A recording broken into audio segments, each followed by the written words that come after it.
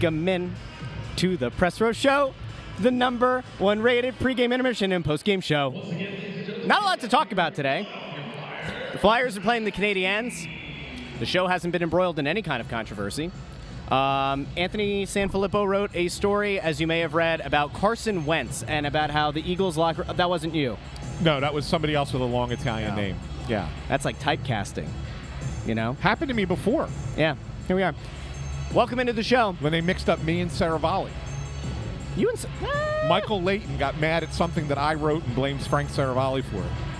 I like the fact that somebody notices that we're almost matching. We did not plan this. Yeah, no, and they're actually two different colors. Yeah. It just doesn't come across that way on the screen. Yeah. I got more of a green. Look, Bundy is going to join us during the first intermission.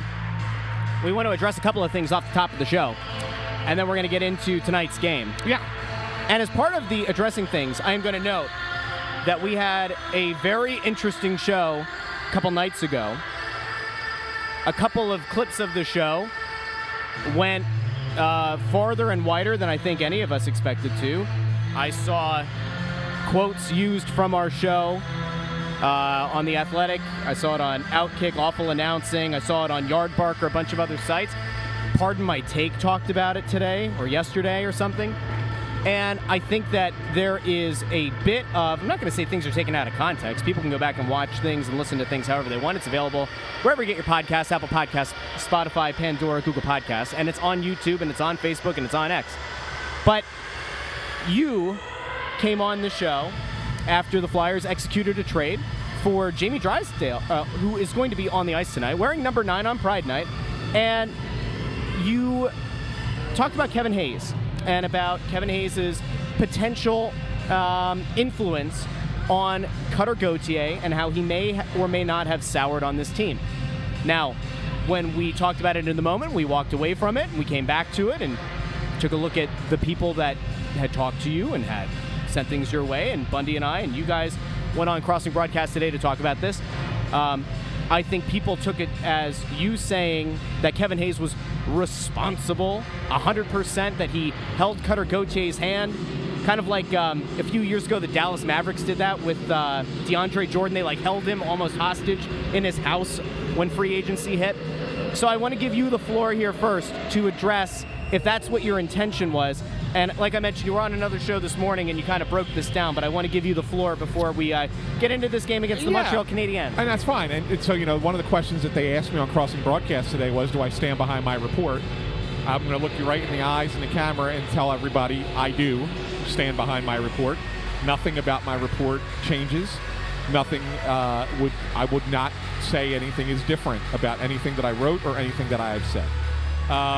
What I will say is that exactly what you just brought up, Russ, and I talked about this earlier, is that the idea is that I think it was taken to the point where it was like I said that Kevin Hayes was, holding Cutter Gauthier's hand, walking him through this entire process with this devious little sneer and rubbing his hands together.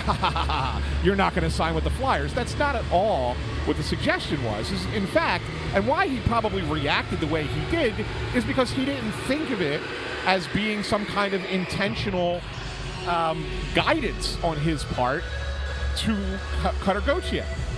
There are multiple things that came into play here. That was the first one that I had heard. Obviously, there were others that came out over the course of the 24 hours after the trade happened. That included, some kind of salary situation. That included Cutter wanting to be on the Flyers roster. Being upset that he wasn't guaranteed a spot on the team. So a number of things that came into play there, and all true. But the reality of the situation is when Cutter Gauthier was drafted, one of the first people that the Flyers asked to talk to Cutter Gauthier was Kevin Hayes. He's a veteran in the NHL. He was a leader on the team as one of the alternate captains the season before. Went to Boston College. So there was an obvious connection that you're going to want to have there. And so he kind of befriended the Flyers draft pick. They took him golfing. Gauthier said several times afterwards, hey, he's awesome. He's kind of like a mentor to me. Nice to have him in the contacts, be able to call on him whenever I want, all that. And so, of course, it was all wine and roses at that point. Yes. Over the course of the year, things kind of change. And that they change because Kevin Hayes and John Tortorella don't really see eye to eye. I defended Kevin Hayes, if you recall, several times. Yes. I did in his dealings with Tortorella. I thought that Tortorella was a little unfair to him.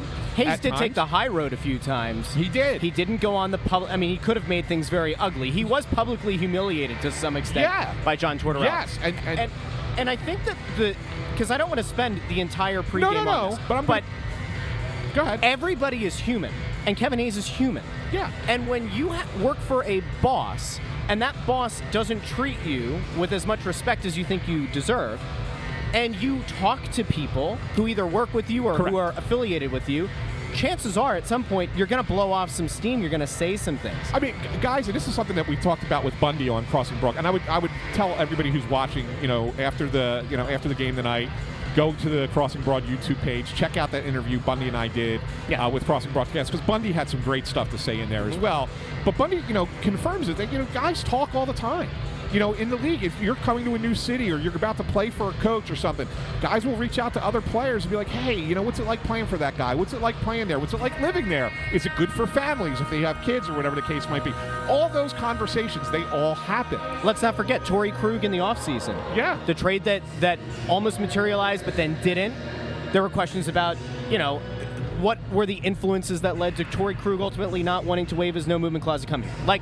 There were a bunch of things, and that's fine, and that's how this thing works. Yeah, so that's really what you're saying. And so when I say his fingerprints were all over this, well, they were, because he was communicating with the kid up until the last time that Cutter Gottschalk spoke to the Flyers, which was May, after he had been publicly humiliated by the coach. That's right. So when it comes out in January of 24, and Kevin Hayes is stunned to hear his name mentioned. Yeah. Of course he's going to say, I wasn't talking to the kid. What are you guys talking about? Yeah. What kind of stupid report is that? Well, of course he wasn't talking to him now, but did he talk to him back then?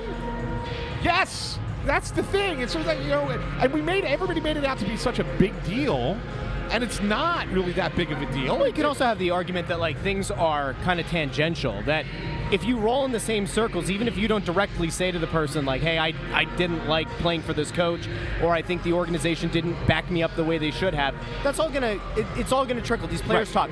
Bundy did a really good job, I think, explaining that on Crossing Broadcast earlier today. I'd encourage people to go check it out. And as a former player, to express when he played for Hitchcock, I won't put those comments. Maybe we'll put them on the YouTube channel. But about when he played for Hitchcock, he did not like playing for Ken Hitchcock. There were times that if you had asked him for his honest opinion, he said he wouldn't have been able to give a glowing review of the coach, right? Right. It happens. All of this, I think a lot of this, it went and it kind of boomed and it boomed and it boomed. And I will say that I think that the Spit and Chicklets guys, who we know are part of, they're pals with Kevin Hayes. They went and they kind of cherry-picked a little bit. They used their platform. They did their thing. You didn't back down. We didn't back down. Crossing Broad, in their coverage of it, didn't back down. I'm still waiting for them to send you the link after they offered it up. I'm still waiting for them to send the link and have you on to talk about this. But maybe they will. Maybe they won't. But I think that's about where we need to go. And the one other thing, there's one thing I want to address with it really quick. Oh, no, but I know where you're going to go. But okay, I just want real fast, and then I'll let you do that. What you're going to say is, and Bundy and I talked about this as well, but I want you to say it too, since you were here as well. So, we find out all at the same time that this is happening the other night. Okay, I got a text message and we shared it. And then, I start getting messages to say, look into the Hayes thing. And I don't want to give out because I always will protect my sources, right? I never will say who the sources are. But as soon as one of them came through, while we were sitting here, the three of us were sitting here, and both you and during the first period, and you and Bundy got to see it. Yep.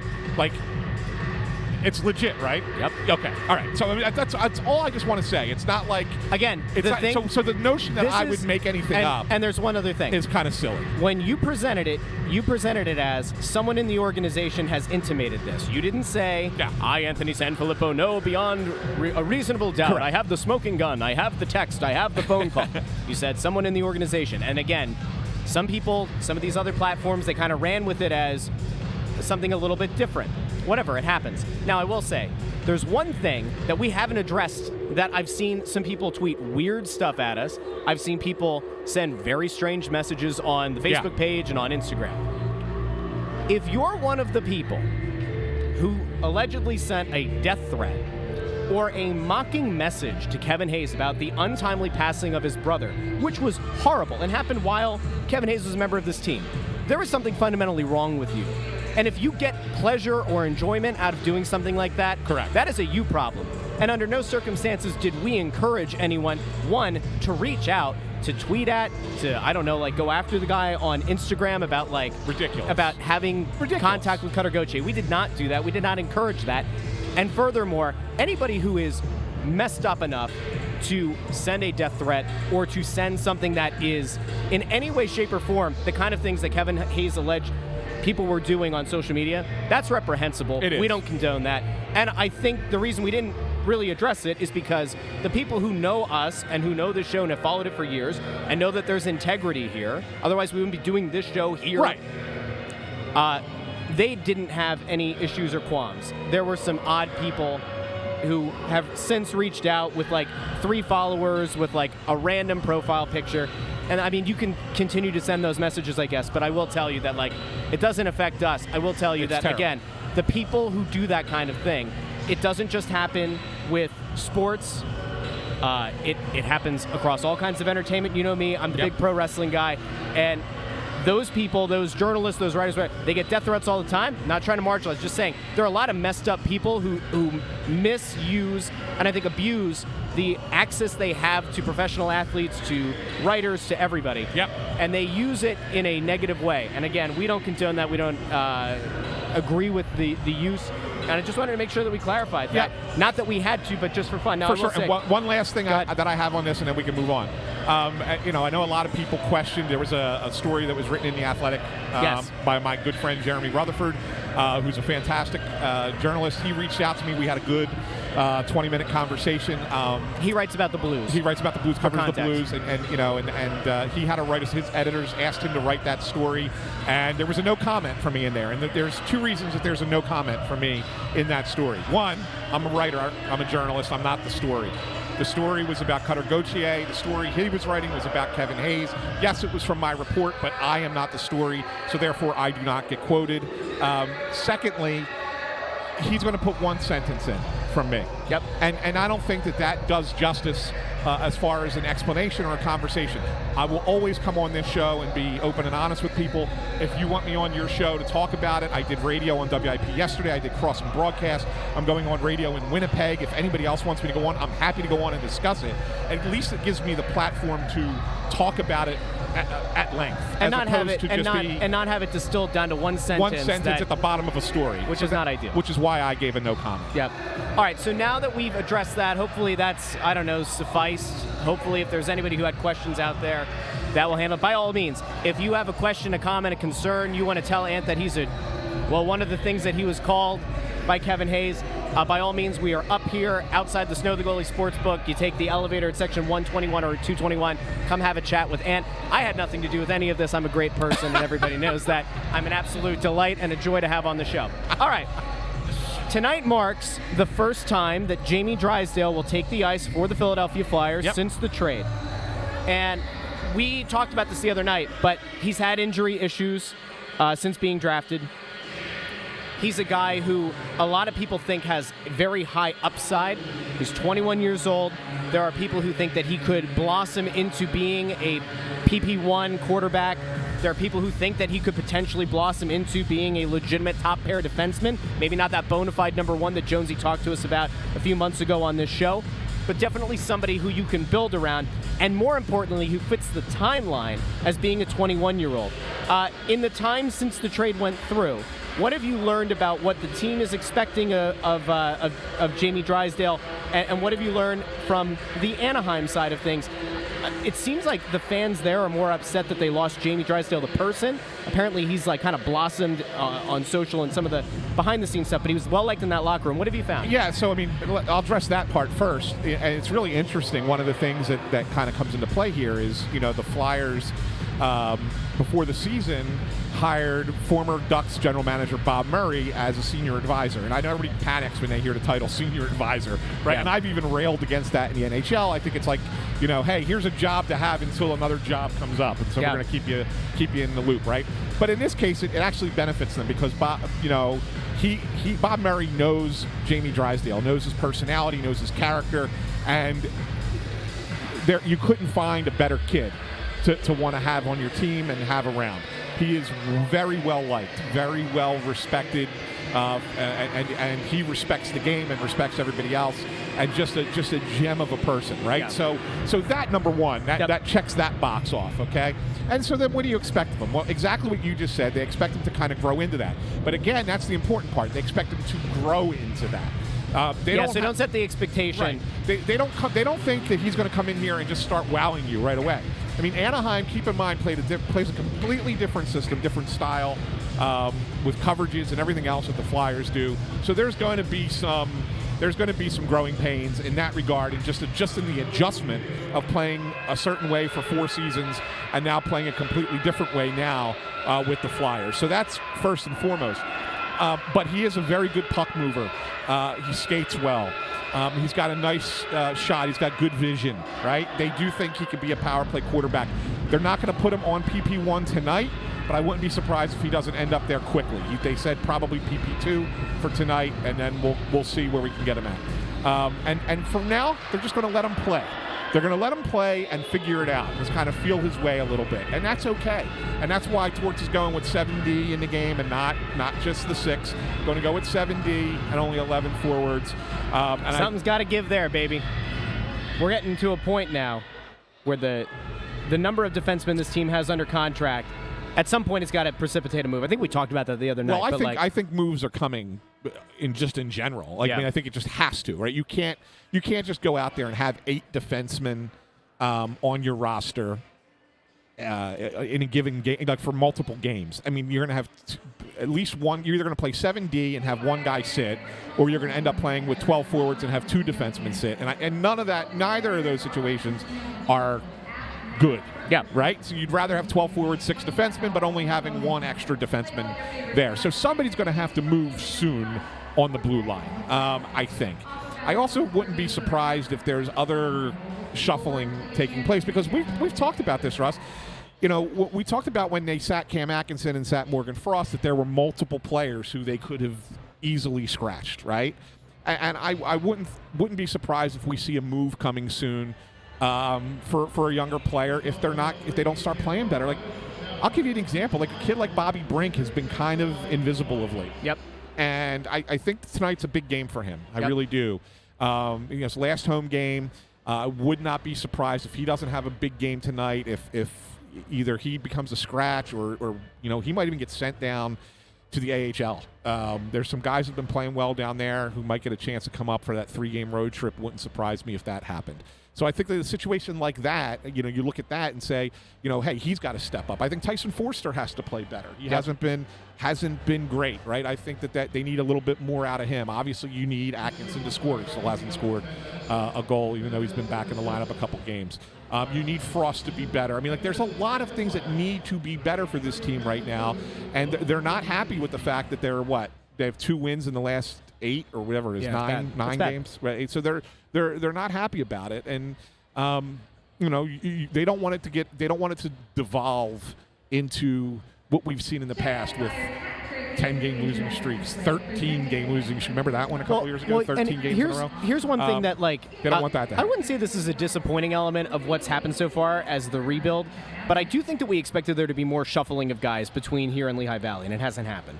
And as things kind of settle, if the team were to go on more of an extended losing period, I would expect to see a lot more shuffling, and maybe it was just a byproduct of them overperforming and putting themselves in a position where they're kind of trending into that, maybe they could be a bubble playoff team. Yeah.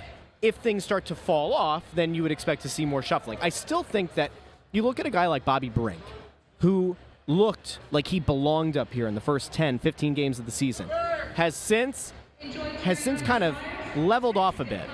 And to some extent, you can make the case that his game is kind of cratered. And at some point, that guy is like under your skin. The guy who keeps going by. Oh, the Gritty. There's a person with like a full-on Gritty costume. Yeah. But like ultimately, Brink is a guy that I think could be in jeopardy, just because he had built up some equity with the coach. But when you go through so many games where you're just a total non-factor, at some point, the what is it? The hens have to come back to roost, right? Like you, there you go. Right? Look at this line. See that?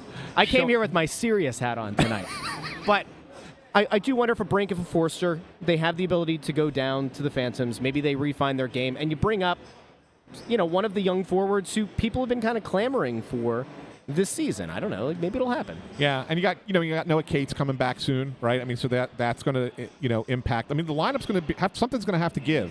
Yeah.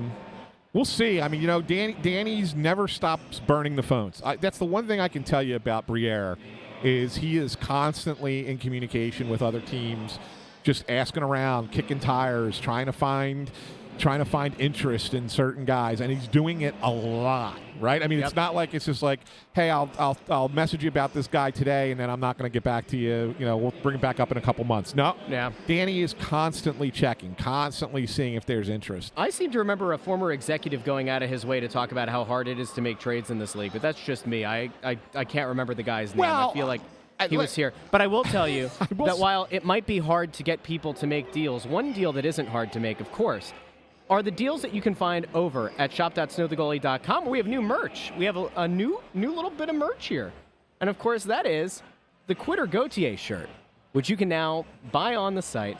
Quitter Gauthier, he didn't want to play here, but now you can enjoy a Quitter Gauthier shirt. And, listen, you go over to shop.snowthegoalie.com. A lot of people, this has been selling like hotcakes. That's what they say. That's what the people are saying. They sell like hotcakes. You got that. You got the I'm a Torts girl, the I'm a Torts guy shirts. You've got the orange and the black, the Bundy Bomb shirt, the Coots shirt and sweatshirt, the Snow the Goalie. We have a couple of fans who came up here earlier showing us their Snow the Goalie logo shirts, saying that they might have a prominent position by the glass tonight. So we'll see if they make it on to the television. These, by the way, the hoodies, the premium hoodies, amazing. We've seen many people down here with them with the crest. It's great stuff. Anyway, shop.snowthegoalie.com. Go get your stuff today. Show your fandom. Hashtag Quitter Gauthier. Yeah. All right. What else did you want to get to? There was something that you were about to talk about, and then I interrupted you because that's what I do. No, you had to get your plugs in. Matthew Bennick. I'm also surprised that you don't have the plug at the top of the screen, but that's because you were working on some kind of ridiculous. No, it's because we were taking a serious tone to start the show. But since you brought it up, we're going to be going down to Clearwater in March. The combo trip, Philly combo trip. Going to go see Phillies Astros spring training on a Friday. We're going to see Flyers and Lightning on Saturday. So it's back-to-back days, Philly sports. Enjoy it over at phillysportstrips.com. You can go check out the Trips tab, phillysportstrips.com/trips/Snow the Goalie. And if that's all too complicated for you, you can just go into the description of this episode, and you can find it there. So Philly Sports Trips. Good stuff. Yeah, no, I think it's going to be interesting to see what Danny does with the trades. I really do. I mean, talked to someone not in the Flyers organization today, someone from outside the Flyers organization today, who says, he keeps hearing that Danny's talking to a lot of people. I've heard that, they're pushing Morgan a little bit again. They tried to trade Frost in the summer, and they almost got it done, didn't get it done, and I think that's something that you're going to see as these trade names start getting out and the national guys start leaking stuff and who's on their trade lists and this and that. We know Walker's going to be on there. We know Sealer's going to be on there. Stahl's going to be on there, or whatever.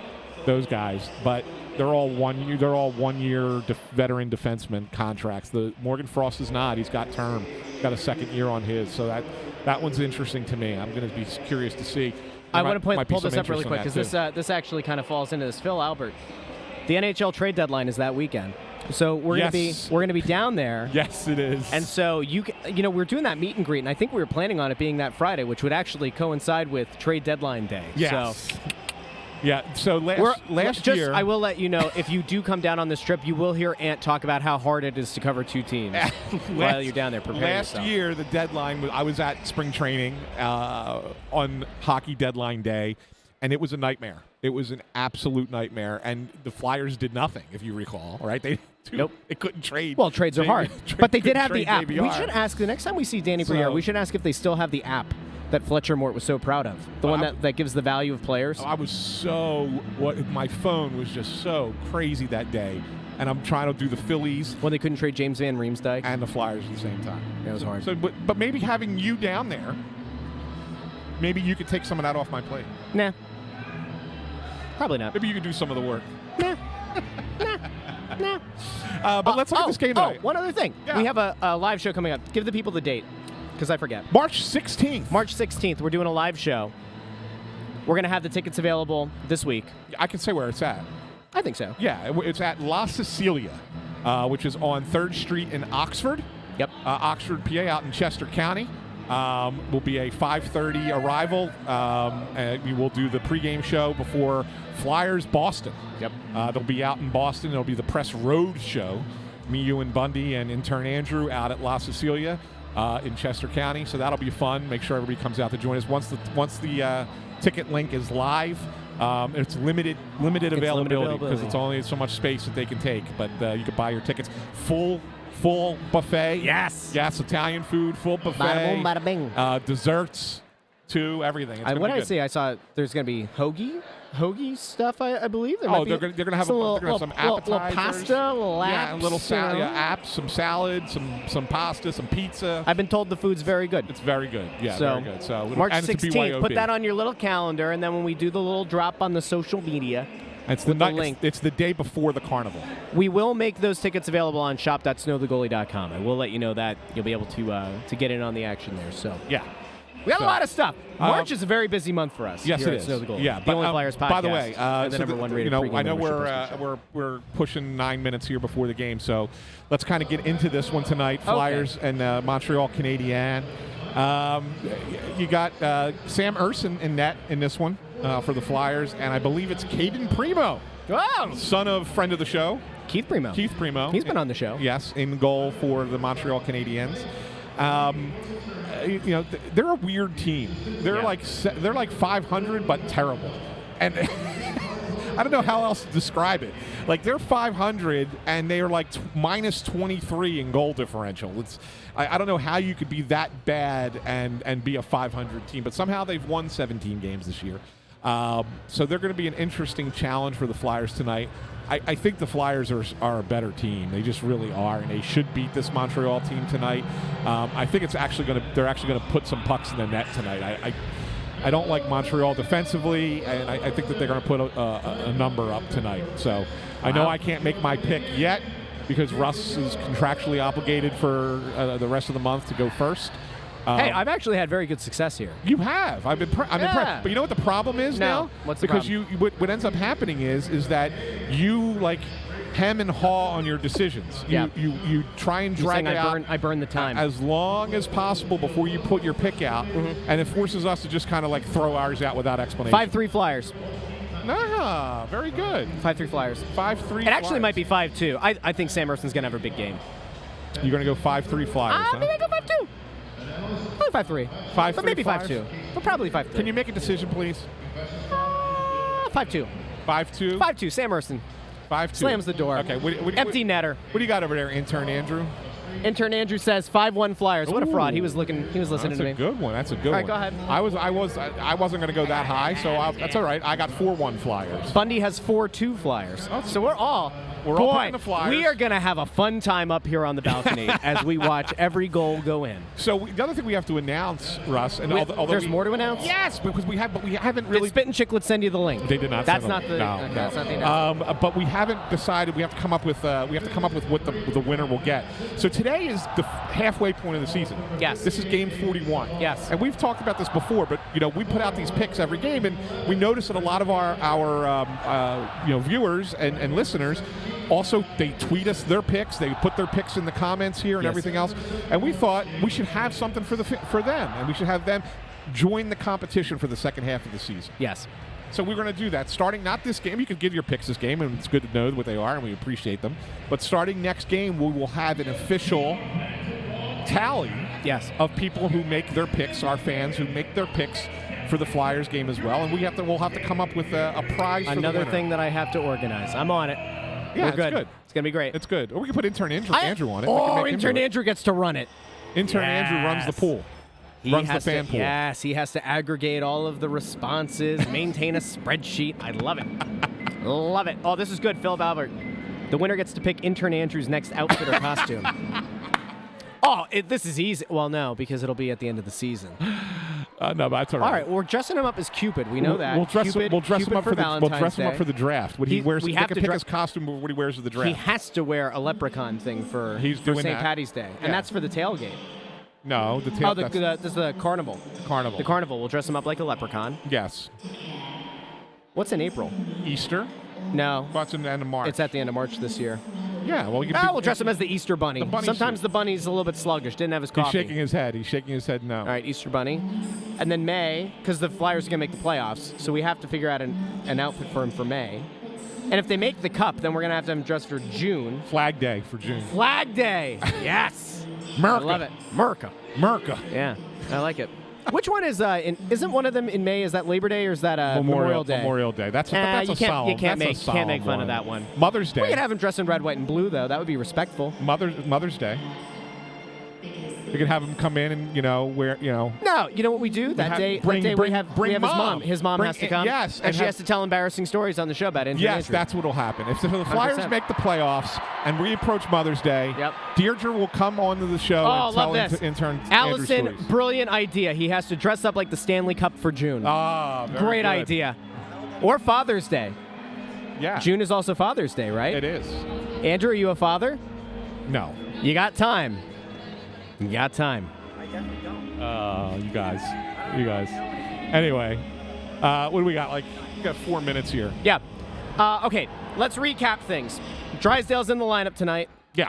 What do you expect out of him? I don't want to say that this is going to be Eric Gustafsson reincarnate. Remember, there was the game that he had. Was it Gustafsson's first home game? It was when all of the hockey world was shut down. I was down here where all the sections were tarped off. Gustafsson had, I think, 2 power play assists. I was near death. I know, you were almost dying of COVID, and Eric Gustafsson was lighting it up. I'm pretty sure he had 2 power play points that night, and I jokingly put out a tweet that was something like, Eric Gustafsson has single-handedly fixed the power play.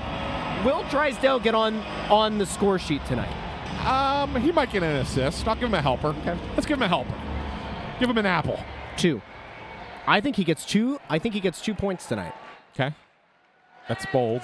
I think the one That's thing. Bold. What do you think the odds are on that at the Snow the Goalie Sportsbook? What do you think the odds are on that? Plus 425. I'm gonna look. Yeah, you look that one up. 2 points is a lot. I'm gonna say plus 425. I think that's a lot. I really do. I think it's going to be even higher. I think you're not even really taking into consideration brand new player on a brand new team, first game, not just one. I would say that he's probably plus 250 just to get 1 point. What did I say, plus 450 or 425? 425. All right, I'm going to find out. Hold on. Yeah, it's good. Russ will be pulling up his... I just need... Which application are you pulling up? I can't tell you because you can't tell us? That well, we're not sponsored by a sportsbook. This is the Snow the Goalie Sportsbook. Snow the Goalie Sportsbook's over here. No, I'm not using their app. Yeah, that app. Oh, don't besmirch the name of any... All right, let's see. Drysdale to have 2+ points. How about 2+ assists? Let's go. Come on now. 2+ goals, 2+. All right, Ant, talk about something else while I'm looking. I think you're crazy. No, the one thing about the power play that they said, the reason why he's not doing PP1 is because they really feel like Zamula has done a nice job since he's moved into that PP1 role on the power play. More so because he gets shots through. That's like the big thing for him is he gets shots to the net, and that's why they like having him there. So I think while he's still being successful doing that, they won't make the change there. But as soon as that dries up a little bit and they're struggling to score again, which the power play always struggles to score, but once it gets into a prolonged drought, I would think then you might see the flip-flop, drop Zamula to PP2 and put Drysdale up to PP1. I can tell you definitively that multiple apps do not even have odds available on Drysdale to have 2 points. What was it to have 1? I don't even know if he's on the board for that. Hold on. So Drysdale. Nope. Yeah, they just haven't caught up to the trade yet, I guess. Man, it's either. Oh, there we go. Power play points over over half a point is minus 950. So to that end, they think that he's going to have a point On power play. on power play. But he's playing PP2, so I wouldn't take that bet. I'm just saying that's available. Anyway, Yeah. Don't take that bet, guys. don't take that bet. All right, that's what he says. That's San Philly. All right. Sherlock, San Francisco. It was great spending some time with you here. Absolutely. During pregame, Bundy will be here to join us for first intermission, second intermission, and of course he and I do postgame while you go down to the locker room. Torts press conference or an exclusive player interview. Do us a favor. We had a nice big number here pregame. Share the show. We're available on YouTube, on Facebook, on Twixter, and then, of course, the post-game show, or if we have additional interviews, that goes in the podcast feed. Apple Podcasts, Spotify, Pandora, Google Podcasts, wherever you get your podcasts. So, for Ant, I'm Russ. That's intern Andrew. Bundy is on his way up. We'll talk to you soon here on the Press Row Show, which, once again, the #1 rated pregame, intermission, and postgame show this side of the Mississippi. We hope it wasn't too early for the Central, Mountain, and Western time zones. So we'll talk to you soon.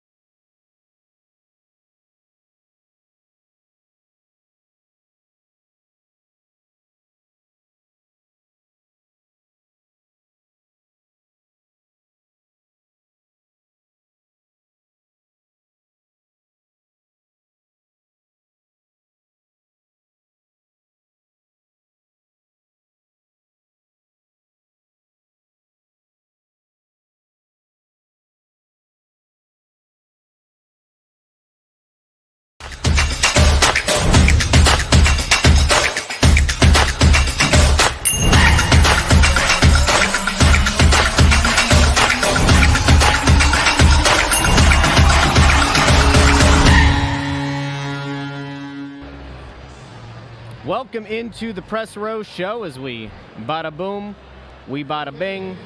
There we are. Hello. Welcome. First intermission. Russ, and of course, the man that you're all waiting for. The man with the dulcet tones, the beautifully coiffed hair. The Flyers' all-time leader in games played by a defenseman. Yeah. Your friend, your beaut, and ours. Chris Therien, Bundy's Hi, here. everyone. Good to see everybody tonight. Good crowd on hand. That was abysmal the first period, Anthony, until they scored. And it looked like they might have scored a second one, but there's no good enough video evidence on the ice to handle. What's going on, guys? There's not much going on. I have 48 hours ago. I have a trivia question to start the first intermission. Okay. We're going to be a Jeopardy. Let's do it Jeopardy style. I'll give the answer, and you guys give me the question. Here's the answer. Sam Urson and intern Andrew. Sam Urson and intern Andrew. Who are people who have received ire in the comments section on this video? No. It's going to have something to do with save percentage and shots on goal. Name 2 people who don't have a save in this game yet. Okay. That works. I mean, look, I don't mean to rip Sam Urson because, in all honesty, both goals were weird deflections, especially the second one was a wacky deflection. But those were the only 2 shots on goal that the Canadiens had in the entire first period. And they both went in. Yeah, and the whole period itself was kind of odd in the sense like there was a real feel out there, Anthony, again, and I hate feel out periods. Yeah. Like both teams kind of danced into it a little bit, like waltzed into the period.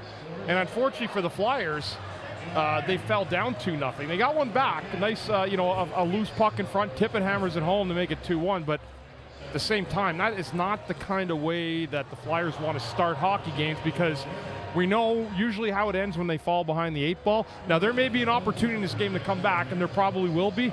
But, man, the lesson is to not start off against teams like Montreal like this because it's hard, no matter who they are, to come back. If a really good team, Montreal, to me, doesn't look like they had a lot, Anthony. They had a little bit of luck, though, that gave them the 2-0 lead and a pair of shots that were directed towards the net. Yeah, I mean, really, they were, one was a deflection by the Canadiens, Shane Monahan. I think the second one hit Morgan Frost. It was hard to tell from our angle, our vantage point, and we only get the in-arena replay. We don't get the television replay here, so it's kind of tough to see. But I think it hit Morgan Frost's stick on the way in, popped up in the air, went over Urson. The first half of the first period was just the Flyers were sleepwalking. They really did pick it up in the second half. They got a goal. They almost had a second. They had a few other opportunities that were right there. Really seemed like they kind of took over the second half of the period. But yet they go into the break down a goal against a team that Canadiens team is not good. They're bad. They're really bad. They don't have any size. They have no physicality. This looks like really like if you took the best skating guys in a men's league tonight, it's a complete no-hitter. It's a no-hitter. There's no physicality. So if a guy put a dozen of eggs in his pants and went into the corner, he'd come out with a dozen. Is what you're saying. They would have. There's lots of guys, believe me. There's lots of guys that go in with a dozen eggs. But what I'm telling you is that in a game like this, and Anthony's saying it too, there's no need to start like this. The Flyers have shown fire before. Bring it on against the team in Montreal. Listen, the Flyers had their dud the other night against Pittsburgh. Mm-hmm. Unfortunately for everybody watching that game, there was a whole lot of other conversation that took over the actual play of the game. But that was a bad loss for the Flyers, and they didn't show up. That was a no-show against the Penguins. Tonight is very similar to that start. And so, as Torts will say, or anyone that's been around the league and game long enough, you cannot have 2 games like that where you start like that and put yourself behind the 8 ball. So the Flyers have some work to do. I say, Anthony, thank goodness it's Montreal. It'll give you a chance to get back in this game because they don't play really hard in their own zone. At least they didn't the first period, and that'll be an open window for the Flyers. So it was an ugly period. There are 2 things that I wanted to get to here that are related to Drysdale. And the first is a super chat that we got from BJ Beretta during pregame. Miss BJ. And he says, semi-Drysdale related, his BFF human highlight reel Zegras is in trade rumors. Real connection to the Flyers? Can Zegras play under Torts? Murray connection? Well, I mean, obviously, having Bob Murray as a senior advisor, you probably get a little bit more intel on the player, on the character of the player, if he would be a good fit. So that's definitely a wise observation on BJ's part. I don't know. I don't know if it's a fit. I mean, I think you probably have to give Anaheim more than the Flyers would want to give up at this point in their process of rebuilding this team to get a Zegras. I'll never say never. Danny talks to absolutely everybody about absolutely everything. We talked about that pregame, and how he's out there constantly. I mean, maybe more so than any other general manager, talking to teams and really kind of banding about ideas. So I will never say never, but I'm not 100% sure that that's a good fit for what the Flyers are right now. Yeah, in terms of being completely honest, or are you talking about Zegras? Zegras, yeah. And again, I don't know. I mean, that's a skill guy, so you're going to upgrade that skill tremendously, but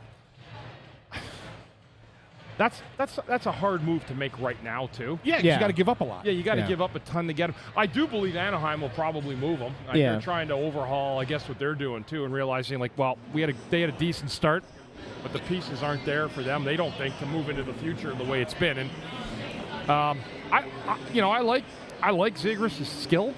Yeah. But that's a move where you got to really be sure of everything involved in it. Everything, the money, what you're giving away, what it does to your locker room, what it does bringing the guy in. How he meshes with Torts. Because remember, there was the clip when Torts was an on-TV analyst. Do you remember that he tried the Michigan? I think Zegras tried the Michigan.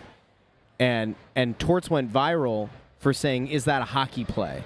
And then you had the two different hockey worlds were kind of yelling at each other for a few days there. I don't know how his skill and his game would align with the Torts methodology. I mean, Torts, I think, has kind of maybe loosened the reins a bit on some of these guys. Again, not that many skilled players on this roster. I don't think that he's been heavy-handed, I guess, in his tactics and limited what these guys are allowed to do and to try. Yeah, I mean, first of all, keep in mind, he's also more of a wing. I know he's played a little bit of center, but he's more of a winger. And he is under contract for another 2 years after this season at $5.75. So you're going to have to give up a little bit of salary, too, to go back the other way if you were to make a trade like that. So I think that's that's a Chuck Fletcher, it's hard to make a trade in hockey kind of move right there. You said the name. There was another thing. The guy that Drysdale was traded for, Cutter Gauthier, there was a comment that came out. There was an Inquirer piece that, I don't know if it just dropped or what, but we got a lot of people tweeting at us. And there was a comment in that story from Cutter Gauthier's agents and advisors. And it's on screen here. Cutter's advisors said an NHL team who drafts a player isn't entitled to that player. Now, I think this is a good thing for us to dive into later this week on an episode of Snow The Goalie where we can kind of digest this whole thing. But that sure sounds like bringing the ultimate, player entitlement to the NHL. It's society today, and I don't get it. I obviously, his parents never were athletes because there's no way that anybody that cared about their kid would allow this to happen. Like, you can't, it's like telling you, like, the parents get involved in some ages. Like, I don't even understand that quote. Like I said today to Anthony, if I got drafted by Whitehorse and they were in the Yukon and they had an NHL team, I would be at the front door of the Whitehorse Arena waiting to go play hockey in the NHL. Yeah. I just don't get it. Yeah, I mean, this is because his dad, Sean Gauthier, didn't like playing for the San Jose Sharks. He had a very brief stint, right? So go ahead, Ant. No, I was going to say that this is, it's a much bigger, complicated issue. It's not just this, and it's probably, like you said, it's probably for a different podcast. But I think that this is what the NIL in college sports has begat, where these college kids come out and they say, well, they're already getting paid.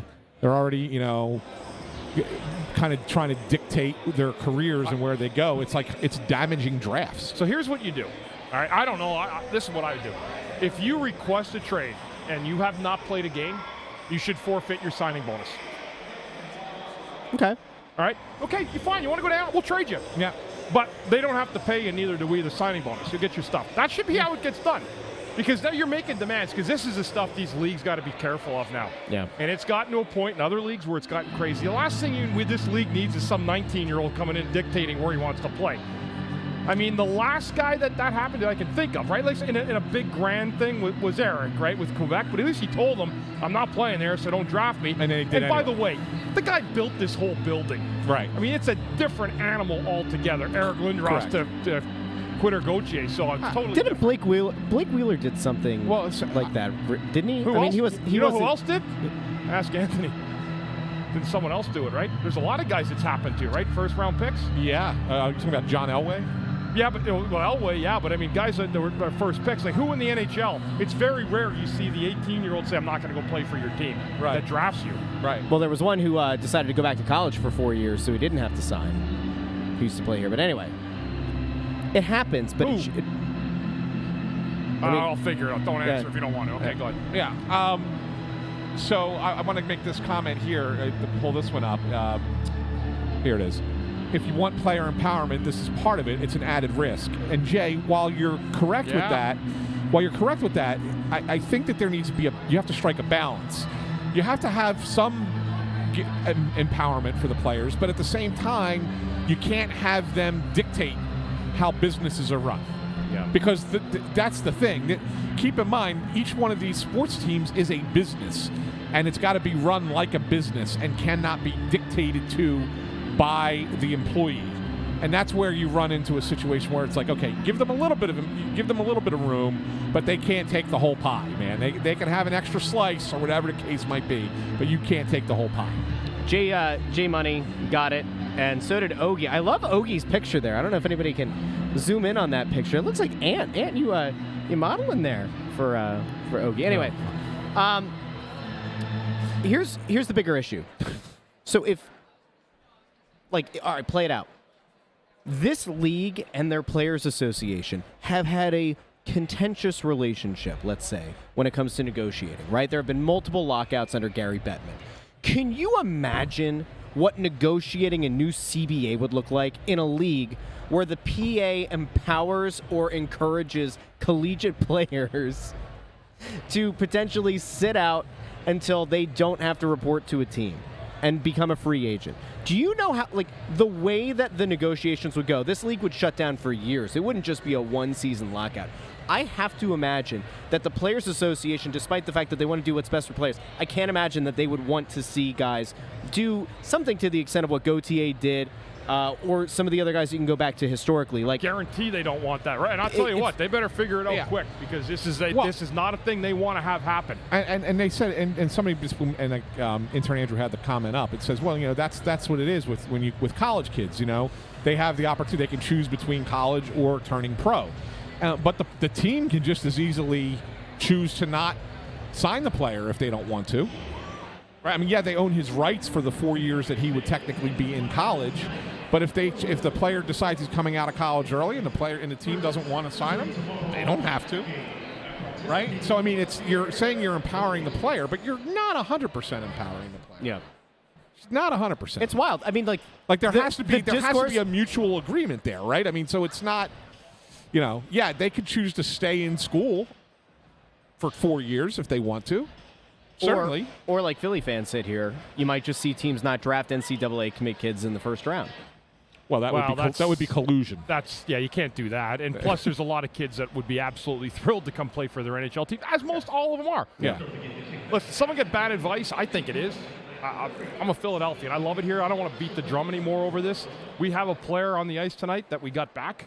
Mm-hmm. And I think that's the storyline. But again, this is a league story now for me. Yeah. More so than it is a Flyers thing, because if stuff like this continues, it is not a good thing for the sport of hockey. The sport of hockey can't be drafting 18-year-olds, and then you have a 19-year-old coming in the next year dictating to that team what his plan and course of action is. That's not right.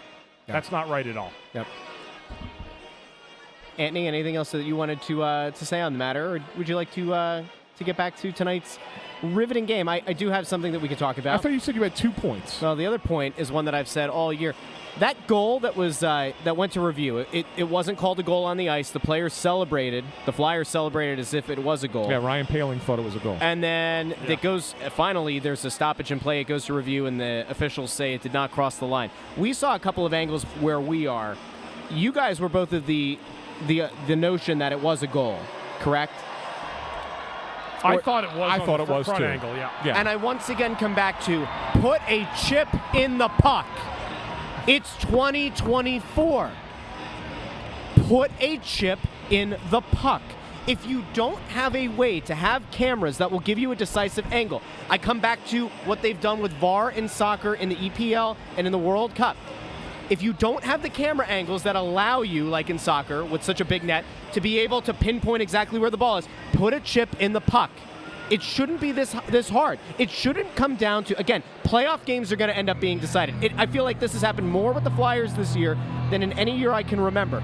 This will inevitably blow up in the postseason, where this league's lack of technology and lack of ability to decisively call a goal, an actual goal, is going to cost a team, and it's going to be a controversy, and it doesn't have to be. That's where I'm at. Somehow it always reverts back to soccer and wrestling. Yes. Somehow. I'm just saying, like, Russ, there the have NBA, been, okay, it doesn't go to basketball. The ball goes through the hoop or it doesn't. There have been disputed goals in hockey with technology existing for 30 years Technology now. wasn't good enough. It's good enough now. Put a chip in the puck. Man up, NHL. Or lady up, or person up, or puck up. Puck up. Oh, shut the puck. That's just still the one thing I hear all the time. No pucks given. Man, I missed that. I missed the laser puck there. You know what, Shine? No, I'm not talking about the thing with the foxtrot. I'm not talking about... Russ wasn't even born then. I was. Fake news, Bundy. Very sad. Very sad.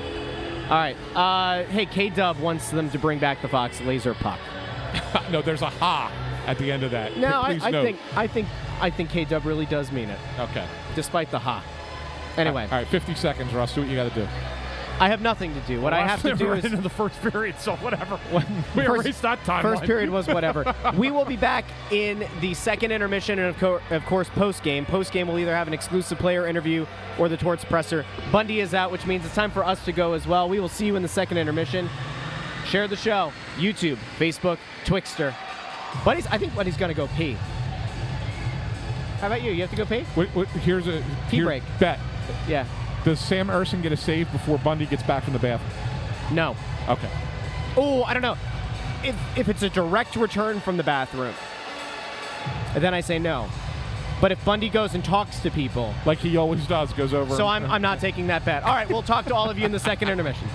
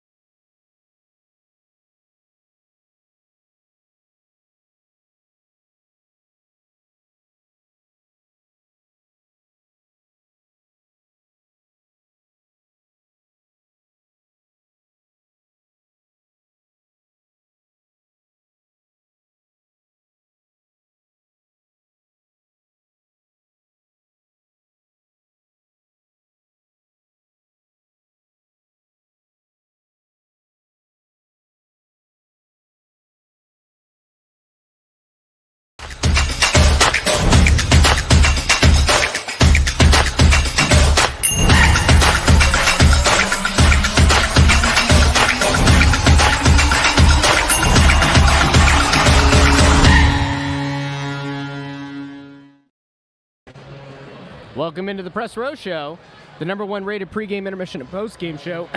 Excuse me, this side of the Mississippi, and also the other side of the Mississippi. Both sides of the Mississippi, north, Now, south, east, west. Why not go all directions? Let's go cardinal directions. Let's go ordinal directions. Anyway, welcome in. It is time to dissect the second period. Your team, your town, your Philadelphia Flyers, tied with the Canadiens, 2-2. And for those who tuned in pregame, I brought up that Drysdale was minus 950 to score a point and said don't take the bet. He's now hedged. I want to let people know. Stop he's now yourself hedging. right there. He's now hedging. Stop yourself because right there. He tried to make a case that Drysdale was going to have a point. And then he goes, when I bring it up, I brought it up to him during the period, and he froze. Bundy, do you ever notice when Ant knows he's wrong? One of two things happens. He kind of, the body language changes. He starts, everything starts to kind of go. And then he freezes. I wasn't aware of the pick. Was it minus 950 for a point, Russ? It was a power play point. Oh, so And in other words, you should bet $950 Do me a favor. to Go win, back. to win I want you to go back. 100. Okay, I your said phone. no, but let's go back with this. There we go. Let's go back. See, I'm going to clarify. You didn't say no because of the value. Of course, it's the value. And because he's going to play on the second power play unit. Okay, he's going to. That's why it was minus. I said no on the minus 950. Why are you yelling at an intern?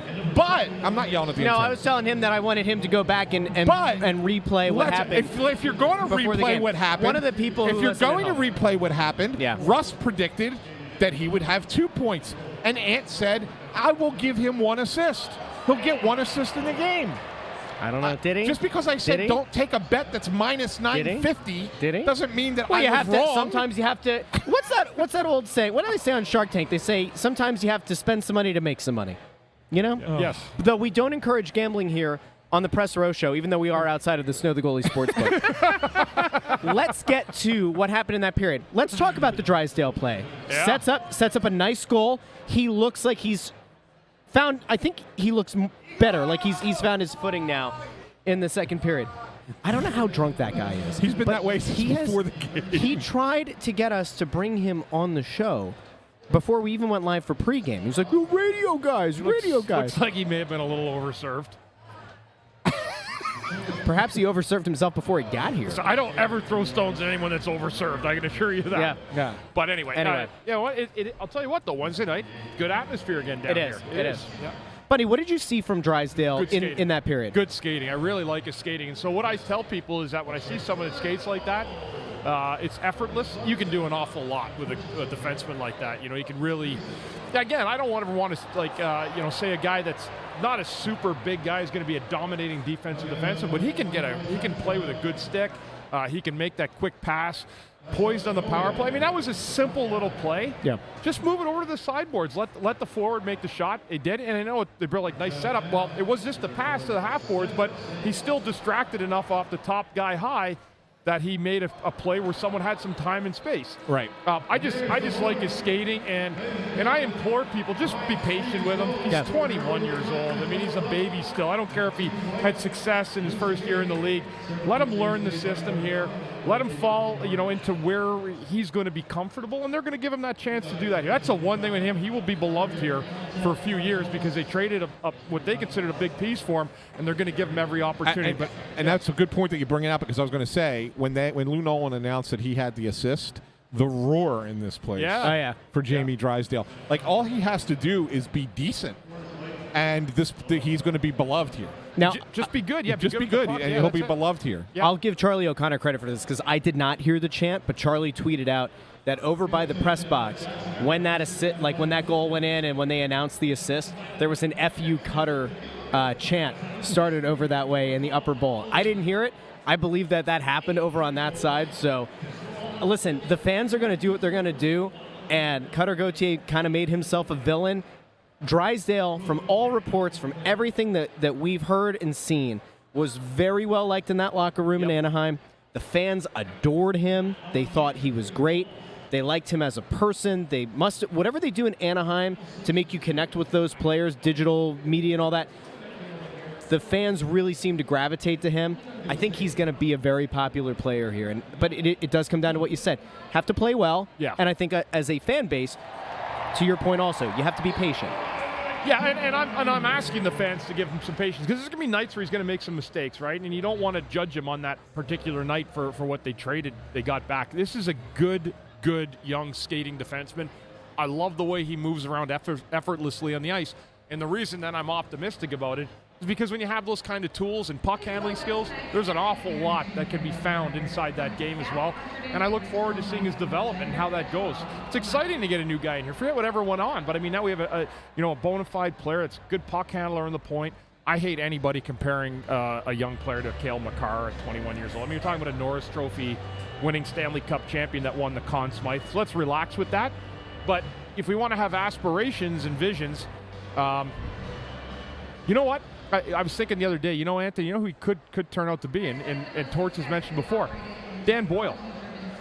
A power play type guy, but he's a better skater than Dan Boyle. Definitely a better skater. Yeah. Definitely a better skater. But they made a player out of Dan Boyle. Yeah, no, Bundy, he's smooth. He's a smooth skater out there. Let me ask you a question. It's going to be a stupid question, but try to put, I guess, people who are watching at home or listening after the fact, put them in the mentality of an NHL defenseman. Because you were a good skating defenseman. I was. He's a very good skating defenseman. When you make it to this level, especially as a young player, and you're trying to process the game at the speed that you experience it at the NHL level, if you're not a good skater, is that something that just gets stuck in your head and maybe it prevents you from making the right plays? Like, how much of an advantage is it to be as effortless of a skater as Drysdale appears to be? I think the most valuable players on your team ultimately are the best skaters. I mean, it's the way it goes. I was a big guy, different skater than him. He's smoother. He gets around the ice easier. I was a long stride, take up space skater, but fast. I had quick feet, good on the poke checks. He's different though because he does it with an offensive flair. I did not. I'll never be mistaken for that. But I like what he brings.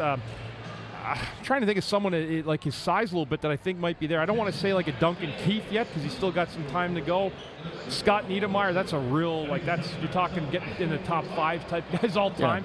Yeah. But again, I really love his skating ability, and it really stood out to me that period. So that's something that for me, knowing how important a good skating defenseman is, I mean, that's paramount. And really, there's a lot of work done into trying to get this young guy, and the timing was right, and I'm really have high hopes for his development and the future for this team with him back there. Anthony? No, I mean, how else do you put it more eloquently than that? I mean, that's exactly what you hope for. That's what you want him to be. And it was interesting that you mentioned Niedermayer because that's the kind of skater that I see him as, right? I think that he has that real smooth, it almost looks effortless at how he moves and glides across the ice. Not to say that he's Scott Niedermayer, but I mean that kind of skating ability. So when better skater than Chemo. Sorry for cutting you off. Right. I mean, so it is what it's noticeable. That's certainly noticeable. Obviously, there's a lot more that has to be added to his game before you get to the level of a Scott Niedermayer, right? But at the same time, it's not wrong to identify that a guy has wheels like that. I mean, he certainly does. It's nice to watch every time he's out there on the ice. Really smooth, Not like that fast guy. Like McDavid's really fast, right? He's unbelievable.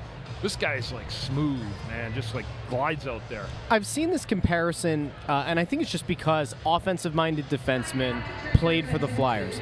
But there are people who have compared Drysdale's game to a young Shane Gostisbehere. Can you guys, what do you see any similarities there in their play? Well, they're offensive.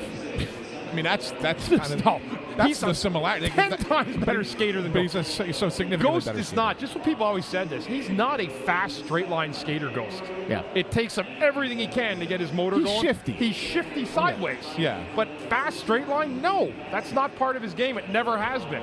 I tried to tell people that for 4 years. He's not fast. He's quick side to side, but he's not a fast skating. This guy can glide. Yeah. Pretty quick. Yeah, there's a definite difference there, and I think that Drysdale probably, and again, we've watched 2 periods of him, right, with the Flyers. He's probably going to be a lot more responsible in his own end. Just a couple times I've watched Bundy, I've liked, he's had a couple of outlet passes that I've thought have been, good first passes out of the zone. I just think he's done a nice job. Oh my God! You know what? Ryan Ingerick. I was just going to say he reminds me of Paul Coffey. As a skater. Yes, as a skater. Ryan, great pull. I was just going to say it as it popped up on the screen. That's actually the best example. I played with Paul Coffey for 2 or 3 years. The guy would pick up speed as he glided. Must have been because he had a new pair of skates every game. And he used to have like size 10 foot or something. He'd wear like a size 8 skate. And it was a new pair every game, right? I mean, what do you say to Paul? Every period. This guy went through more skates than I've ever seen a human being go through in my life. Really? It was unbelievable. I'm like, look at this guy. It's Paul Coffey. Jeez, what a noodle brain for a guy changing his skates all the time. And of course, he'd laugh right now if we were on. Like, I mean, Paul Coffey's one of the great teammates we've all had that played him and knows him. Yeah. I mean, but holy God, his skates were like an event every single game. Wow. That's great. So we do have a hockey game, guys, and it's not exactly one that we're going to go back and rewatch tonight. No, but I would go back to the goal itself. So we talked about Drysdale setting it up. Frost, decisive. Yes. Decisive in getting that goal. We talked, Bundy, to give you a little bit of context, we talked pregame about the fact that this team, probably by virtue of the fact that it was playing so far above its head early in the season, we didn't see as much of the shuffling of guys between here and Lehigh Valley as we expected in a full rebuild kind of year. And we were talking about the fact that, like, a Bobby Brink, a Tyson Forster, you might start looking at those guys and say, like, all right, like, maybe it's time to shift some guys around. Frost obviously doesn't want to get scratched again. Like, Frost is obviously a guy who wants to solidify his positioning on this team. Seeing him make confident plays and execute has to put him, I would think, in a different kind of place with this coaching staff, you would hope, than maybe Brink and Forster, who just haven't been able to get on the score sheet for large swaths of the season. Yeah, and that, who would you say? You're saying Fargo? That Frost. Oh, Frost. That Frost. Yeah, and again, like, it almost feels like, because I was reading something with Farabee, so I got mixed up on it, but he's a guy, like, that I think feeds off of points. Mm-hmm. It's not always the best thing, but last year it was the second half. I think he led the team in points, right? Yeah. And he may have a good second half again. Listen, I feel like the ice broke a little bit with that meeting the other day. It almost feels like a tension kind of got split after he met with Torts. Yeah. Just let the guy play, right? Like, at this point right now, I don't know, how far away are they from Noah Cates? Any idea?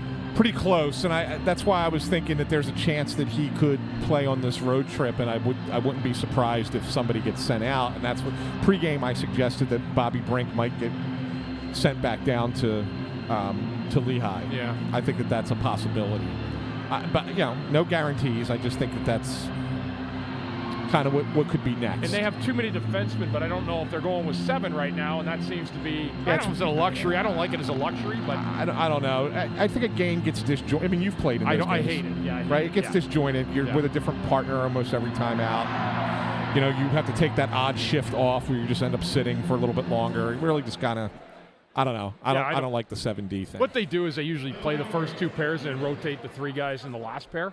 But it's still, I don't like it. Is it mentally defeating as a player? It's awful. It's awful. Because you know what happens is, you're on the bench, and whether your human being stuff kicks in, you feel bad for the 3 guys that are in the last pair, and you shouldn't be worrying about that stuff. Right. Like, who's going? Are they going? And okay, we're going back out. Then the coach is telling you got this matchup, so we're trying. It's just disruptive. And here's a great question from Take the 8 Count. And he's saying, what D-man do you guys think is the odd man out? And that's a great question, because I don't know. And Torts said before the game, he said this morning, that none of the 6 deserve to come out. None of them can get moved down, right? I mean, Zamula's he's no longer waiver exempt. So you would have to, if that was the idea, you would probably have to try and slide him through waivers. You either are going to try and trade a guy, or you're going to cut ties with Mark Stahl. One of the 2 things I think has to happen. You could trade Mark Stahl, but I think you're either trading Walker, Sealer, Stahl, or you're going to cut ties with Stahl. I can't see them carrying 8 defensemen for a long period of time. I think that's difficult as well. It is. 8 defensemen is very hard. Yeah, it's very difficult having that many. Just because of the practice flow, there's a lot of things. I know people are like, really? It's that much of a difference? It really is. It's great for practice because you get 2 sets on each side of the ice when you're doing your drills. But it usually you just want to go, with the 7 in practice and usually the 6 in the game all the time. Right. That's where you might want to go as a coach. I'll tell you where you want to go as a fan this March. the Clearwater combo trip. You can see it up above, phillysportstrips.com.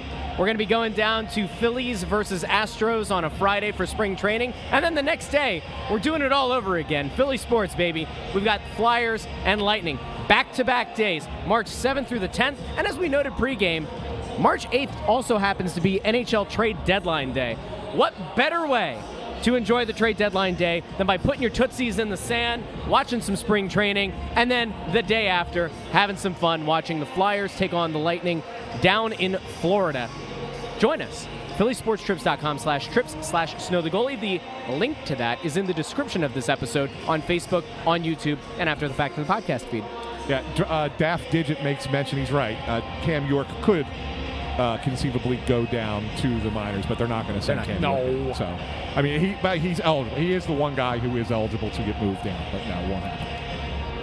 Bristol, Frost, and picks to Toronto for Marner. Yeah, no. Okay. I really don't think Mitch Marner is going to get traded ever. I shouldn't say ever. I think Toronto's actually going to pay those 4 guys so much they're only going to have 4 guys on their team. It. They're going to Bugs Bunny it the rest of the way. Maybe that's how they'll win the Stanley Cup, because they can't do it any other way, right? So that's incredible. A mess. Absolute mess. You think they would have learned by now, but no. Build a top-heavy roster. Eat up most of your cap.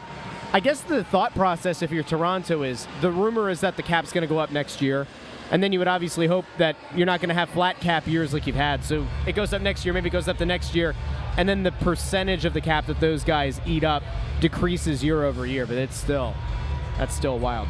We have about a minute here, guys. What are you looking for in the third period to break this deadlock 2-2 game? Keep playing the way they played in the second. Yeah, much better second period. Listen, Montreal's got 7 shots, I believe. 8 shots. 8 shots on goal. The Flyers have 17, I think. Yeah. Is not a lot of flow in this game. It's been choppy at times. Offense has been sputtering both ways, but it's 2-2. This is a game tonight. You're the Flyers. You have got to find a way to get the 2 points. There's too many teams close together, and every one of these ones that you're able to beat a team that's less than you or you think so, you have to find a way to do it. Let's put it this way. If you assume the Rangers and Carolina and Metro and Boston, Florida, and Toronto in the Atlantic, you assume those 5 teams are going to the playoffs, right? There are the next 9 teams in the East are separated by 2 points. And of those 9, only 3 are going to make the playoffs. It's going to be nuts. Yeah. So this is a game you can, if you want to make the playoffs, this is a game that you cannot lose. All right, I'm going to do something really quick. Bundy's not going to believe. Roll out before he does.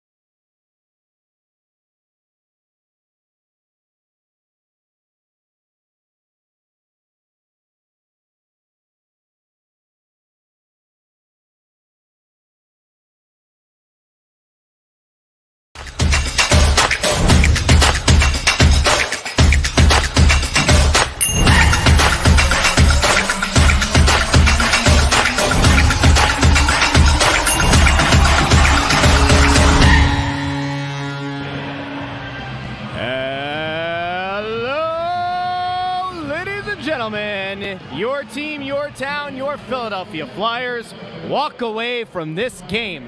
A game that just would not mercifully end. It's finally over in the shootout.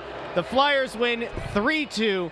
Welcome into the Press Row Show, the #1 rated pregame, intermission, and postgame show this side of the Mississippi. Bundy, we do have things to get into tonight, postgame, but that game just would not end. No, it was like, you're right, Russ. It was like the carnival ride. You just kept going around and around and around and around. Yeah, and again, it was both goalies played pretty well after the start. Like Ursan really settled in, didn't give up another goal. And then Primo, my old teammate's son, and a local product as well. He had a great night. He really played well. He did. He had 39 shots against and lost in the shootout, just giving up one goal. But he was terrific tonight. And I'm always a fan of the local guy, that's for sure. doing that. So. But it wasn't a great, there wasn't a lot of flow to it tonight. Like I thought the game was kind of sloppy, and it happens. I mean, it's like January, February hockey. Everybody's kind of getting geared up now, but at the same time, I don't think it was a really great hockey on display. But the Flyers did find a way to come back from being down 2-0 and found a way to beat, I thought, kind of a average Montreal team tonight. They didn't get a lot of shots on net, and they went 65 minutes. And 65 minutes, and that's what it took to get 19 shots. So there wasn't a whole lot there, but the Flyers finding a way, staying with it. I can't say enough good things about Jamie Drysdale tonight in his first game. Fantastic. Yeah, he was really, really good. I'm so optimistic about that. Such an appreciation for a young guy who can skate like that. Has good poise. He had some chances in overtime too. Oh, yeah. This was a good win. Make no mistake, and it's a huge 2 points for the Flyers. It was funny because the overtime, right, is so much about skill, right? And we know Montreal's not a good team.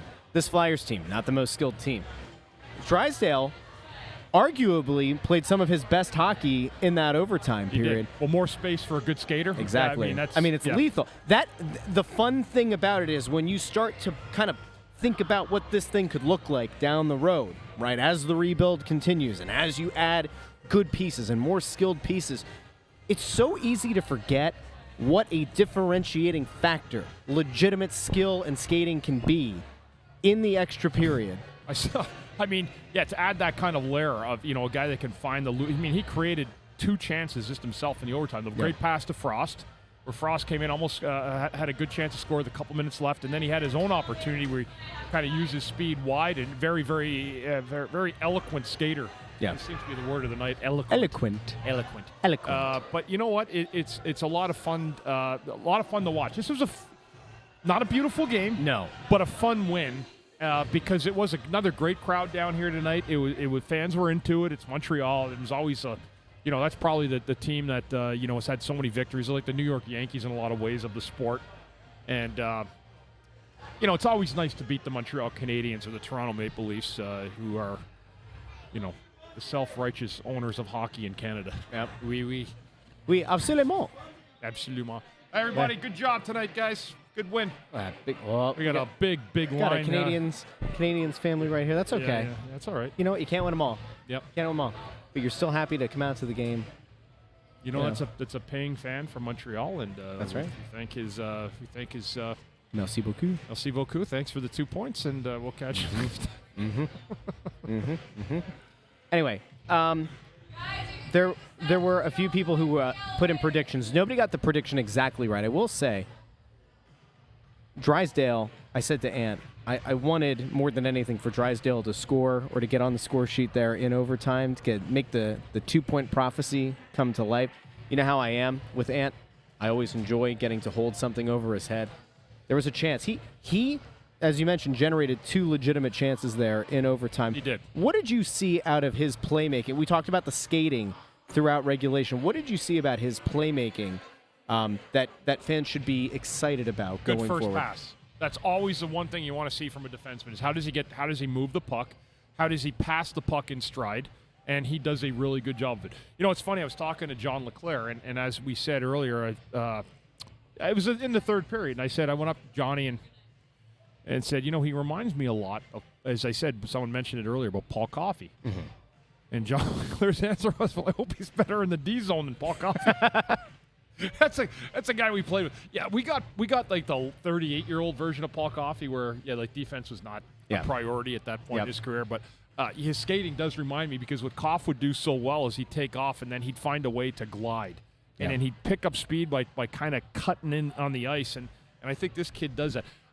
I'm not looking for a world beater in the zone, but I'm looking for someone that just competes hard, makes a good pass out. And that's not too much to ask, really. It's not. Like people say, there's certain things guys do well. You know what? Making a good quick play out of the zone and jumping up in the play doesn't seem like it's asking a lot of a guy that's got this kind of skill. I like this point by Linda Joseph over on YouTube. Don't forget, the show is available on YouTube, on Facebook, on Twitter/X. And then, of course, after the fact, we do the post-game show wherever you get your podcasts, Apple Podcasts, Spotify, Pandora, Google Podcasts. Linda Joseph says, Urson doesn't get scared in these shootouts. It's great to see. He looks composed. He was very good again tonight. Yep. He was, and again, just think that 2 goals went in on 2 shots, and he didn't allow another one the rest of the way. They were in the first period, did not allow another goal. Now, Montreal didn't have a ton of 10-bell chances. They had a couple.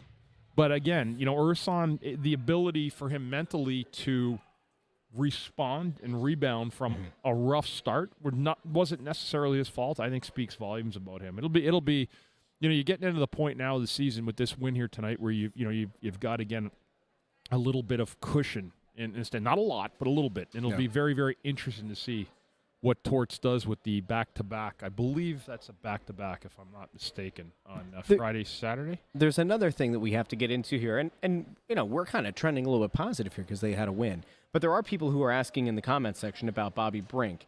I will admit I was surprised to see Bobby Brink in the shootout.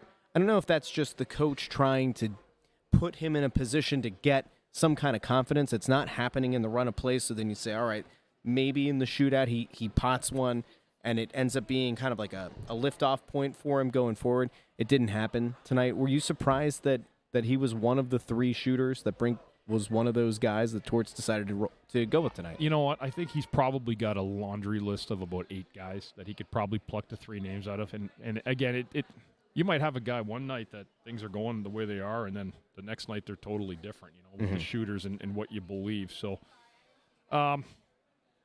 I don't know. Again, we're gonna be crunched here by players coming back in. Yeah. And I'm obviously not Danny or Jonesy, but I would be willing to bet there'd be Brink that might have to go down. Okay. I do. I mean, I don't know. Again, and that'll be an opportunity for him to be better. But yeah, I'm just looking logistically. What makes sense? What are you allowed to do? To make it as easy on your team as possible. It might be Bobby Brink that will end up going down. We'll see, because Cates has got to come back, and when he does, they're going to have to relieve a player, and they're going to have to find room for him. Mike Biglin says, not trying to slag him, as this Northeastern alum loves Caden Primo, but why do we make goalies look like Brodeur incarnate? I don't know. You know what? Everybody's got a plan, Russ, with the shootouts. Everybody's different. Everybody's got a forte move they want to go to, and sometimes they work, sometimes they don't. What drives me nuts with the shootout, though, is when a guy doesn't even get a shot off. Yeah. I hate that. If you're getting in close enough and you realize that goalie's going to outguess you, and there is a point. I'm not going to sit here and pretend I'm Mario Lemieux on a breakaway, but there comes a point where you're going to run out of real estate. The one way you'll never run out of real estate is to try to shoot the puck, especially if that's what it is. I mean, there's times guys want to burn a goalie and they jock straps hanging in the rafters, and everybody's all wild, whoa, what a goal, and you talk about it for 3 days, but ultimately it's the same thing if the puck just goes in, and it's going to have as good a shot chance going in if you can find a leaky goalie in the shootout than you are trying to dangle a guy and win a 50-50, essentially guessing game. Yeah. You mentioned a jock strap hanging in the rafters. Yes. Can we take a break from the hockey talk for a second to let people know what we freaked out about early in the game? Was the first period. We looked over here, and what was that? I don't know if everybody can see. If you're watching, there's these rafters up here, and there's this catwalk that you can go across. But there's a cross beam that has nothing on it. I'm looking right now at where we saw a guy during the first period, And it wasn't the catwalk where you have the railings on both sides. It's just a cross beam. It was like a beam. Like you could see the one beam, and the guy was like hanging on there. He looked like He was sitting up there. He was sitting up there. He looked like Rambo. He's going to jump out of a tree. He did, seriously. Yeah, he did. And I'm were, like, below I'm freaking looking out. at It's him. not like I think it's a security risk. I'm just like, who is this guy? You can see he like works in Wells Fargo Center. But I'm like, what is he doing? And then we kind of looked at each other, and I'm like, does he have a cable on? Like, I'm thinking about it. No. It always comes back to wrestling, right? So I'm thinking like, oh, Sting, WCW days comes out. And I'm like, what the heck is going on? And then we realize, oh, there's another guy feeding him the cable across to then pick Gritty up. So you might have seen the clip going around of Gritty with like the long skirt on, but it freaked us out for a second. I've never seen somebody without I don't think he had it. If he had a tether, I didn't see it. I've never seen somebody go out onto that crossbeam. It freaked me out. They have a great catwalk in San Jose that you got to cross to do radio. It's built for like the pad. Like it's safe, it's secure. And I used to have to go across with Saunders when I did radio, and I froze up on it one night. Yeah. I literally was like, just look it up. I'm like, it was safe, but this guy here, he was like Spider-Man. It was freaky.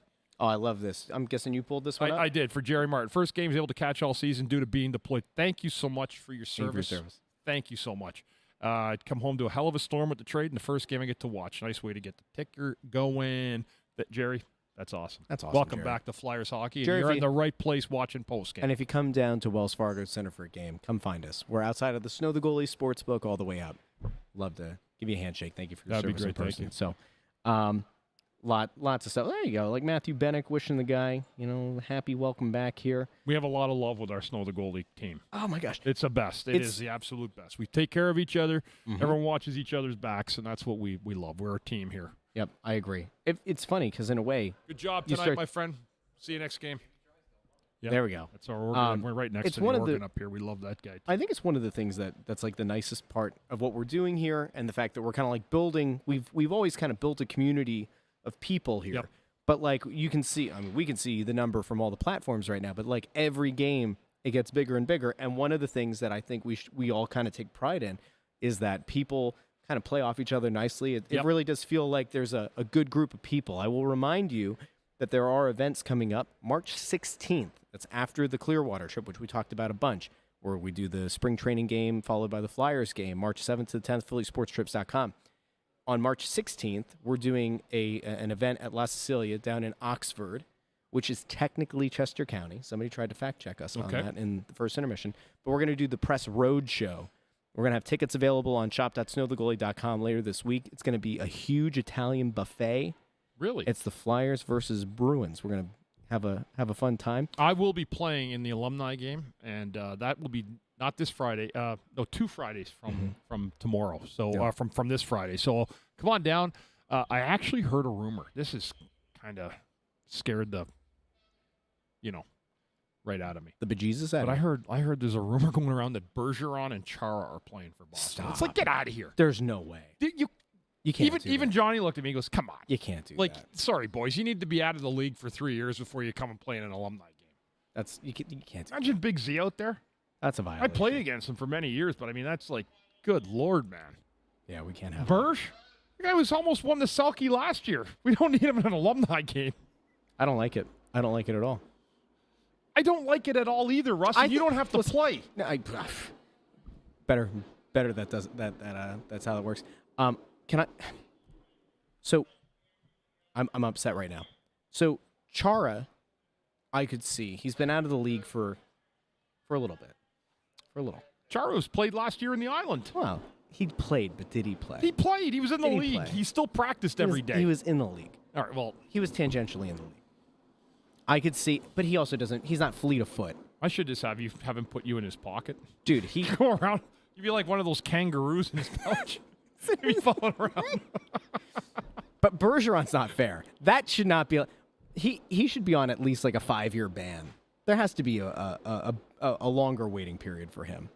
All right, let's see. We're just waiting. It sounds like there might be a player that's gonna hang out with Ant, do an interview. So we'll hang out here with the people for a little bit longer and see if that comes to fruition or not. And if not, we'll put it on the YouTube channel.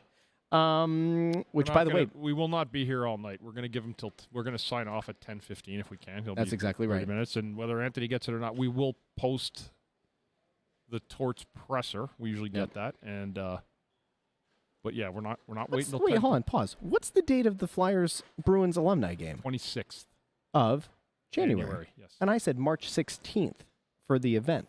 for something that we're doing with Yeah, it. yeah. But then when you said I'll be playing in the alumni game, I was like, well, hold on a second. That doesn't line up. The dates aren't the same. All right. I wasn't on the same wavelength as you there for a second. I was very worried.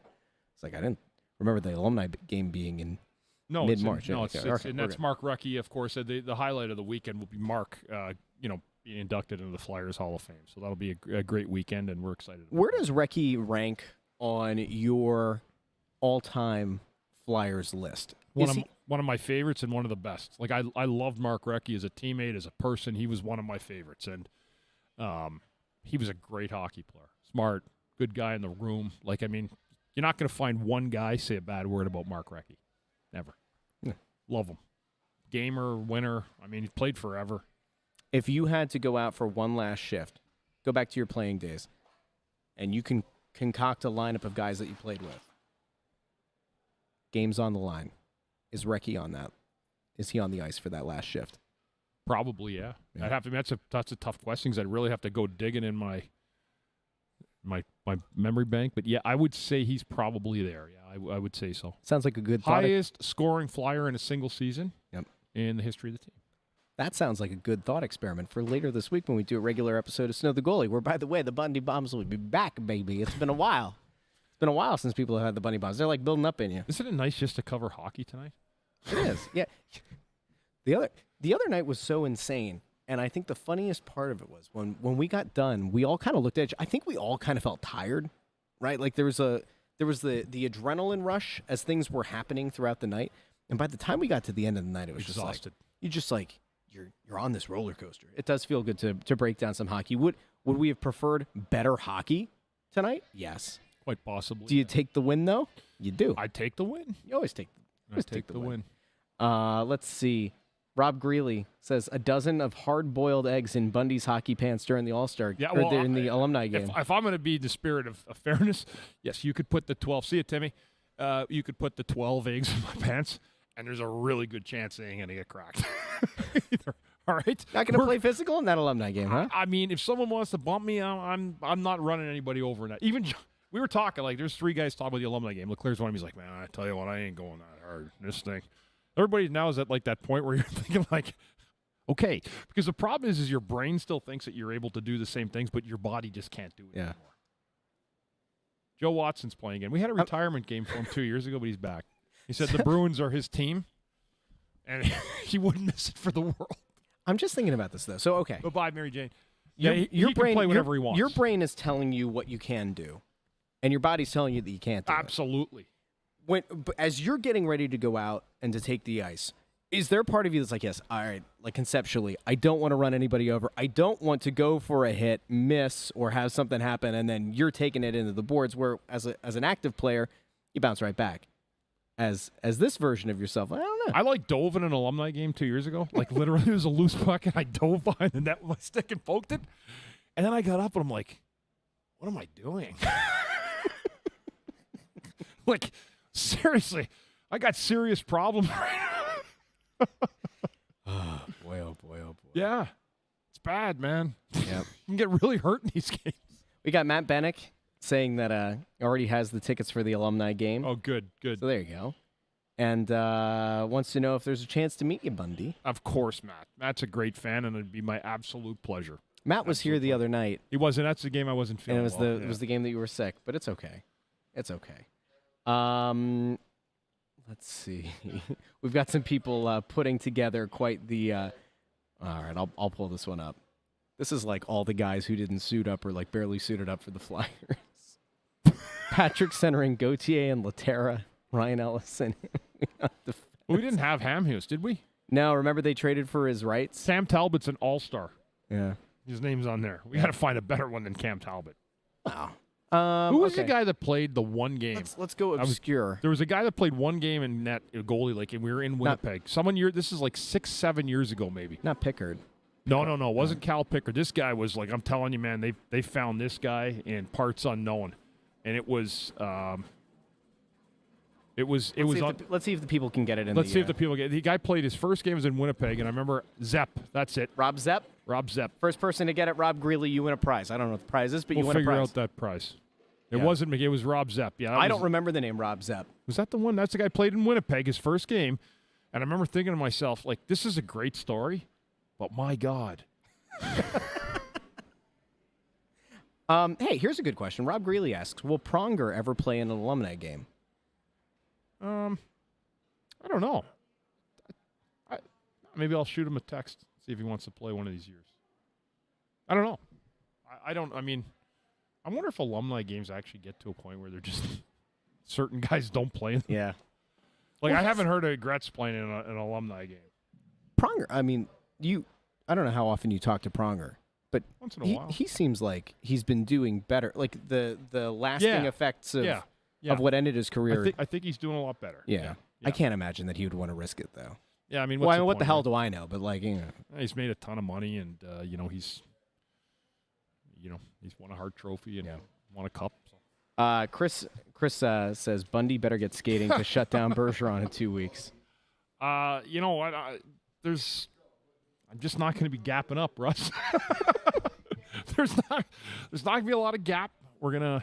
I think the only Bergeron you might be able to stop right now is Tom Bergeron. Remember Tom Bergeron? Those? Yeah, absolutely. No, I'm just kidding. You're gonna mess up Bergeron. You're gonna mess his day up. So we're just treading water here. It's 10:15, and what do you think, Russ? What do you think, group? I'm going to shoot a really quick message here to intern Andrew and ask him, like, what's the deal? Because what's going to what's going to happen. We're going to sign off, and then intern Andrew is going to send us a message, and he's going to say, "Oh, he was right there." We'll see. Let's see. Before we head out of here, here's another one. Jágr technically is not an active NHL player, but he's still playing. Could Jágr qualify to play in an alumni game? And I wouldn't think it would be for this team, but like he's still playing, just not here. Who, Jágr? Yeah. You can bring him back for a game someday. Do you think he would count himself as an alumnus though, since he's still playing? Probably not. I think you have to be like kind of done. It's hard to call yourself an alumni when you're still playing on the team. That's my thought. That's my thought. That's good stuff. Torts is going right now, and then they're getting the player afterward. So it sounds like they're going to record the interview. Okay. And then we'll put it up on the YouTube channel. So as of right now, the plan is that intern Andrew and Anthony will have Travis Sanheim post-game, which is going to be nice. Drysdale was going to be like the main attraction down there in the locker room, as everybody knows, because first game, very exciting. So Ant went, why don't I go get Travis Sanheim, who played a lot with him and has been playing with him since he got into town. So we'll have Sanheim, hopefully with some good insight on what it was like to play with Drysdale. So that'll go up over on the YouTube channel. If you haven't done so already, go subscribe. You can go onto YouTube at Snow The Goalie. And please subscribe, like, and then ring the bell so you get notified whenever we go live. We're going to start playing a little bit more with doing clips on the YouTube channel as well. Clipped up the Dan Hilferty interview from the other night, and we're going to start rolling with a little bit more of that stuff as well. So big thank you to everybody who tuned in live. Just to give you an idea, the Flyers, so you know, they play Friday night at the Wild at 8. Yep. And they play at the Jets at 7 p.m. Eastern time the next day. Okay. So we're probably looking at doing a Sunday morning. I think to recap the two. Yeah. That's what we're probably going to do. And then fair. they will have a couple days off before they head to St. Louis. I'm thinking that we'll probably do a regular episode of the show on Friday. Maybe Friday? Possibly Friday. It's Thursday or Friday, so I'm thinking probably Friday. Anyway, it won't be tomorrow. We'll put that out on social media. We want to get a regular episode of Snow the Goalie, and there's a lot of stuff happening across the league. We had some other things that we wanted to kind of expand on that we talked about earlier tonight. So keep an eye peeled over on Twitter at Snow the Goalie, Instagram at Snow the Goalie, and Facebook.com/@SnowTheGoalie. And don't forget, over at shop.snowthegoalie.com, lots of great merch, including the new Quitter Gauthier shirt. Those have been flying off the shelves, the virtual shelves. It's great. So, pulled with the wrong. You can't do that. Nothing brings Philadelphia together more than a traitor. Someone who does not want to play in this town. It unites us all. It doesn't matter what sport. It's amazing how that happens in Philadelphia. I will say for the record, pregame. We disavowed all of the awful things Oh, of that were course. said to Kevin Hayes and his family that's and all that. ridiculous. Because Yeah. that was all insane. Of course. That's I will say this terrible. as well. Let's go on the record with this. Cutter Gauthier was quoted in an article that was run by the Philadelphia Inquirer and then was on like the thing that the Ducks did, and he said that the reason for him not wanting to play in Philadelphia, all that, was a personal thing between him and his family and his agent. He's not going to expand on it. And I will say this. If it truly is a serious personal thing, if it's a family-related thing, illness, whatever it is, we wish him all We the wish best. you the best, yeah. We and do. I mean that, yeah. Yeah. So I think mean, it's just important that we true. say that. Yeah, it I is. do think it is. Yeah. Hopefully that is the case and that it's an actual thing. But no matter what, the guy that they got back, a heck of a first impression He's made. a player. He's a player. And that's something that we can all agree on as we roll out. Everybody have a great night. We will be back later this week and then again this weekend with the morning after recap. So for Bundy, for Ant and intern Andrew, I'm Russ. We will talk to all of you very, very soon.